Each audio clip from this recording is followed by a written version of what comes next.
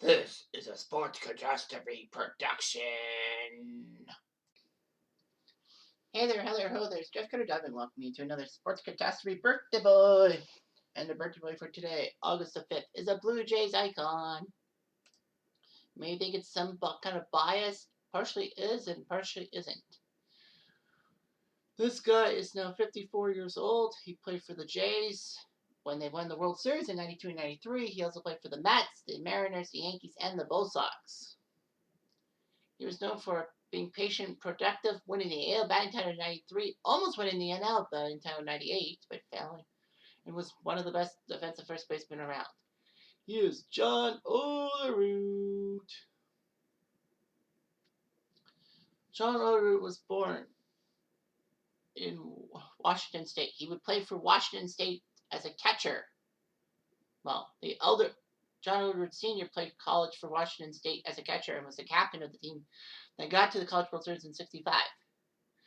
And he actually ended up being signed by California, the California Angels, but not playing in the majors. Anyway, John Olerud led his team to a state baseball championship as a pitcher and first baseman. At the age of 17, the Mets decided to draft him in the 27th round of the 86 draft, but he decided to commit to Washington State University instead. He was a decent pitcher, and he was a decent hitter. Well, he looked pretty good. He was a consensus All-American at both the first baseman and pitcher. It was actually the Baseball America College Player of the Year. Unfortunately, things looked bad for Olerud. Prior to his junior season, he was running indoors on campus when he collapsed. He was airlifted to Spokane and diagnosed with a subarachnoid hemorrhage, caused bleeding into the spinal column. So he was out for 2 weeks after the seizure and lost 15 pounds. He had a brain aneurysm and he underwent surgery. He came back to Washington State to play baseball and all that. And from 1989 onward, he wore a batting helmet, while on defense, just in case something would happen.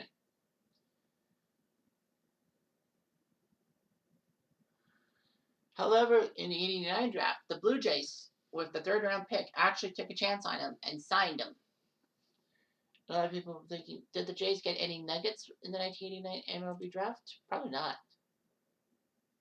Well, Toronto's first pick was Eddie Sosky, who became a disaster. But Sosky did win a World Series title in 92, I think. So, yeah. So, good first round job. The Blue Jays also took Jeff Hammonds in the 9th round, but he didn't sign with them. They took Jeff Kent in the 20th round, but of course they traded him to the Nets for David Cohn. So, yeah. So, anyway. He would play summer ball in the Alaska League, and the Blue Jays negotiated a contract. Olerud said that if he got a large signing bonus, he could forego his senior season at Washington State. And that's what the Jays did. So, anyway, Olerud had a 17-year career of over 2,200 games, 500 doubles, 255 home runs, 1,230 RBIs, and all that. And he was one of the prime first basemen ever, a .995 fielding percentage. The funny thing is that the Jays, that when he signed his contract with the Jays, he broke into Major League Baseball right off the bat. He didn't even play one day of minor league baseball. So, anyway. Well, Olerud said he would also sign with the Jays if they made him go to Toronto, reported directly to Toronto. And he did. He was one of the top prospects. Olerud was in a platoon with Fred McGriff for a while before McGriff was traded to San Diego for the want of one Roberto Alomar. Joe Carter also played first base for a while, and Olerud platooned. But by 92, Carter would go to the outfield, and Olerud was too good to miss. So they decided, screw it, we're going to give Olerud the chance to play first base. So he was the full-time first baseman. following in the footsteps of Fred McGriff, Willie Upshaw, Cecil Fielder, and a few others. But anyway, 93, he had a breakout year. He led the American League in batting average with a 363 batting average. It was like, what? 363? Are you serious? I am. He was good. He was very good. In fact, in August, he was actually batting 400. But he fell off the earth a little bit. But that's okay. I mean, he crushed it. In fact, Roberto Alomar and Joe Carter were second and third in batting average. I think that was him. I think it was. But anyway. Yeah, he flirted with a 400 batting average. But he would, with that 363 average, he would post career highs in home runs 24, RBIs 107, runs 109, and hits 200. He had high expectations for him, especially after the 93 season. He was part of the first. He was unfortunately benched in Game 3 of the World Series against the Phillies because Steele Gaston played 100, wanted Paul Muller to play first base instead of John Olerud, which was shocking because Olerud was the AL batting champion. But it all worked out. Muller did well. But anyway, Olerud was trying his best. But unfortunately, he felt like he wasn't getting a break. He was battling Joe Carter and Carlos Delgado for either first base or designated hitter. Delgado was young, had a bright future, and a low salary, and Steele Gaston thought that Joe Carter was better than John Olerud because Olerud wasn't really aggressive at the plate. I mean, he also liked Joe Carter because, Joe Carter's a friggin' folk hero. In 93, went hitting the World Series winning home run. So Olerud was traded to the Mets for Robert Person, for the one of a starting pitcher named Robert Person, who didn't do that well with Jace. However, he did do okay with the Mets.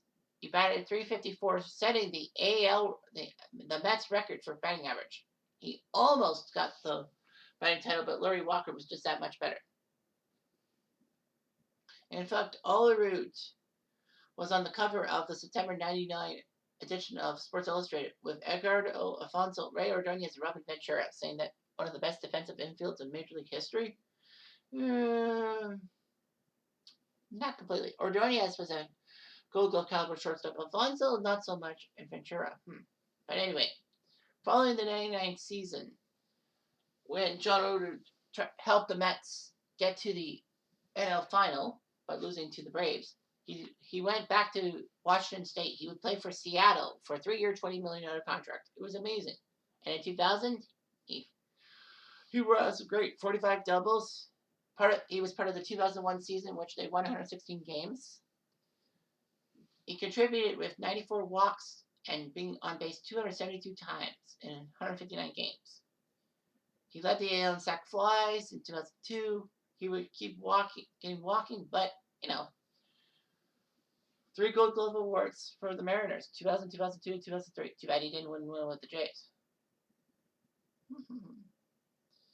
Anyway, John Olerud was designated for assignment because the Mariners were really doing terribly. They tried to trade him, but they couldn't do it. But the Yankees needed a first baseman because Jason Giambi got hurt. So the Yankees said, screw it, we're going to take Olerud. Ironically, 2 weeks later, they visited Seattle to play the Mariners. Olerud got a minute-long standing ovation from the Seattle fans. Olerud injured his foot in Game 3 of the ALCS, and except for a pinch-hitting performance in Game 7, Olerud didn't play in the ALCS. And you're thinking, wait a minute, Olerud's injury, that's why Boston did so well. Nah, not really. Anyway, ironically, Boston decided, screw it, we're going to sign him to a minor league contract. He would play for the Red Sox in the 2005 season, sharing first base with Kevin Millar. Following the 2005 season, he ended up retiring from baseball. He was named to the College Baseball Hall of Fame in 2007 and was named Pac-12 Baseball Player of the Century in 2016. Really? Anyway, so Olerud was an evangelical Christian in 1990. His wife Kelly, and they had 2 children in Seattle. And another daughter actually died at age 19 from a chromosome disorder. Olerud's father, John Sr., played at Washington State, and Olerud's actually a cousin of Dale Sweeve. And in 2020, he was named to the Canadian Baseball Hall of Fame. So John Olerud was an icon for the Blue Jays in the 1990s. I mean, the guy wore a batting helmet on defense, but it didn't matter. He could hit the ball, like batting average wise. He was good. He could get the hits when you needed it. And that's all that counts. That's all that counts. Anyway, I'm Jeff Diamond. I do.